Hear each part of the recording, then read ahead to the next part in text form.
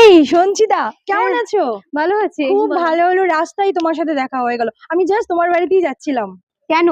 Video দেখে আমি ইন্দুলেখা শ্যাম্পুটা নিয়েছিলাম।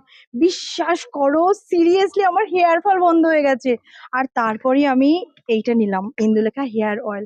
কিন্তু আমি না সিরিয়াসলি কনফিউজ, তার জন্যই তোমার বাড়িতে যাচ্ছিলাম যে এটা কাজ করবে তো।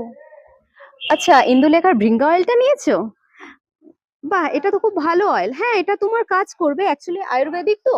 আর যেহেতু তোমার শ্যাম্পুতে কোনো রকমের সাইড ইফেক্ট হয়নি, তাহলে এটাতেও কোনো রকমের সাইড ইফেক্ট হবে না আশা করি। বাট তাও বলবো, তুমি একবার হালকা প্যাচ টেস্টটা করে নেবে।